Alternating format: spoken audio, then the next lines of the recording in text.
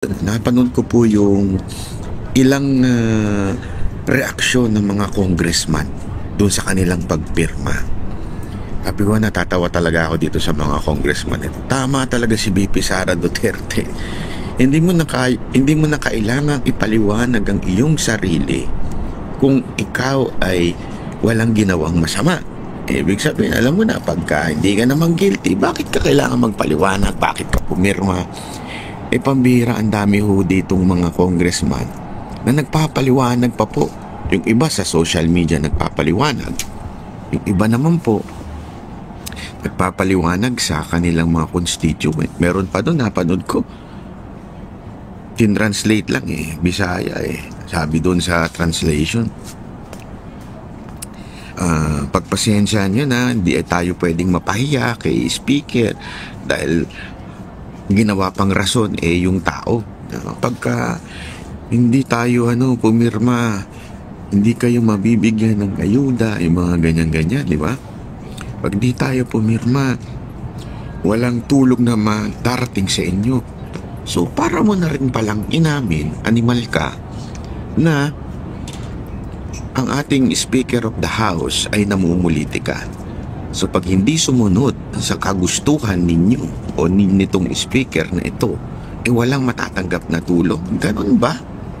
Ganon na ba talaga kakurap ang ating bansa? Is that what you're saying, Mr. Congressman? Kung sino ka mang animal ka? Napanood ko yun Actually, hindi lang isa, dalawa yung napanood ko na sabi pag hindi natin pinirmahan yun, baka magalit o hindi maging masaya ang speaker at baka hindi at ito'y ang magiging sakripisyo ay kayo, parang gano'n. Parang bagang sinasabi, kayo panday lang kung bakit siya pumirmang putang inang to. Sorry pero nung pinanonood ko yung sabi ko, tangina, walang paninindigan tong animal na to. Dalawa yun, isang lalaki at isang babae. Yung lalaki sa Bisaya, yung babae hindi ko. Tagalog ho yung kanyang lengguwahe. Pinapaliwanag niya doon. Ganon ka walang niya na ho talaga dito sa bayan natin. Talagang grabe na ho ka-animal itong mga politiko natin. Nakaka-iritasyo ho mga kababayan. Hindi naman ho nila pera yun Yun ho ang matindi dyan. Hindi ho nila pera yun. Pera natin yun. Taxpayers money yun Tapos, bakit sila ang nagdidesisyon kung kanino ibibigay? Okay lang sana kung you're there to represent real voice of the people. Sabihin na natin yun talagang ikaw ay binigyan ng alam mo yung kapangyarihan ng taong bayan na ikaw ang maglagay dito ng pero sa tamang paraan, di ba? Pero hindi ho sa tamang paraan ang ginagawa nila. Namumulitika sila. Ibig sabihin, kung ikaw ay kaalyado, kung ikaw ay pumapayag sa kanilang kagustuhan, ikaw ay mabibigyan ng tulong. Ito pang mga walang bayag na mga congressman ito. Bakit nyo kailangan parang isang kalang yung mga constituent ninyo? Diba? Bakit nyo meron pa nagsabi, hindi, ako na lang ang tumanggap ng kritisismo. Ulul, hindi kritisismo, tinanggap mo. Baka yung 150 million na tinanggap mo, wag na tayo. Ang inalukuhan na ito Ba't ko nasabi? Ito. Pansinin nyo sa news Although hindi lumabas ito sa ibang bayarang mainstream media, sa ibang mga prostitute na media. May mga humabol na congressman na pumirma. May big sabihin nun. So hindi lang pala 200 plus yung talagang marami pa humabol na mga kongresista. And yet, kung papansinin mo, logic says, hindi mo na kailangan yun. Yung mga pumirma na yun, hindi na kailangan yun dahil impeach na Bakit humabol pa? Impeach na sa kamara si VP Sara Duterte. Hindi mo na kailangan humabol pa Bakit kayo humabol? Humabol ba kayo dahil sa meron kayong matatanggap? Tama, mali. Diba ho? Ganun lang kasimple ho yun. Kung wala na kayong matatanggap, hindi na kayo hahabol. Why? It won't change anything. It is already being impeached. Hindi na kailangan kayong humabol. Bakit kayo humabol? Para sabihin na, hindi, maraming kami talagang nagdidesisyon ng impeach si Baby Sara. Ulul. Yan ang masasabi ko sa inyo, ulul. Kaya nyo ginawa yan dahil di umano yung alleged 150 million. Bagay, tangina, pwede ka ng pagbuhay masaya, no? Mayaman.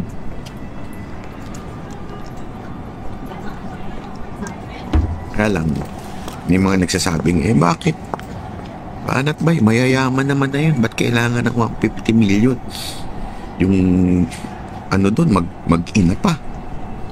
Diba? Mag-ina pa yun. Parehong mayaman yun. Mga sapatos nun, mga bag nun, Hermes, relo, pati. Mga ganyang mayaman talaga yun. Diba? Sobrang yaman. Ba't kailangan pa? Ay, hindi totoo yung mga 50 million. Yung isa doon, puro construction. Kaya hindi na kailangan ng pera. Hindi ho. Tandaan nyo ito. Ang taong greedy, yung mga mayayaman, walang ano yan, hindi ko lahat na mayaman greedy, pero yung mga mayamang greedy, walang kapahingahan yan. Pagdating sa pagnanakaw, walang kapahingahan yan pagdating sa pagiging greedy nila. They're so greedy, no matter what. Kahit sabihin mo 1 million lang yun, gagawin nila yun. Kasi nga greedy. Pero na kung sasabihin sa inyo, in line with what VP Sara said sa kanyang press briefing reaction doon sa impeachment, ayaw niyang mag-rally na tayo. Ayaw niyang, hindi naman mag-rally, ayaw niya yung magulo. Yun. Ayaw niya ng magulo. Oo, ayaw din niya yung kailangan araw-araw nagtitipon-tipon. Ayaw niya kasi nga, ayaw niyang maistorbo ang ating pamumuhay dahil mahirap na eh. Ayaw na yun, dapat magtrabaho na lang. Kung nandito ka sa Japan, ibang bansa, maaari mo magawa yan kasi mas may pahinga kayo dito. Sa atin, hindi totoo, walang biro ito sa atin. Magtatrabaho ka ng 8 oras, tapos mga 4 to 6 hours ka nasa karsada. So ilang oras na lang matitira sa'yo. Diba? Kunti na lang. Sabi mo na minimum 4 hours. So 8 plus 4, 12. So itutulog mo 8 hours. 2 hours na lang yung ano mo, ilalagay mo pa sa rally. Yun ang sinasabi ni Baby Sara Duterte. Pero ngunit dapat subalik. Itong pwedeng nating gawin. Pag may rally sa atin, sa lugar natin, di ba? Siyempre, rarally yung mga ngampanya, yung mga ulul na mga congressman na yun. Pumunta tayo. Sisigaw natin Duterte. Pag yung congressman na yung, pag yung congressman na pumirma ng impeachment, sigaw natin mga kababayan, Duterte. Duterte. Ipatikim natin sa kanila ang galit natin.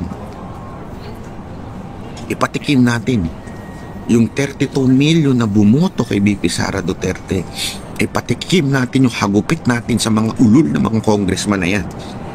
During the campaign, magparamdam tayo sa kanila. Tanggapin natin yung binibigay nila kasi pera nyo yan. Tapos sabay sigaw na Duterte. Duterte. Harap-harapan. Hindi naman po kayo makukulong. Hindi naman kayo didemanda. Karapatan nyo yan. Karapatan ninyo ng freedom of speech. You are protected until the Bill of Rights.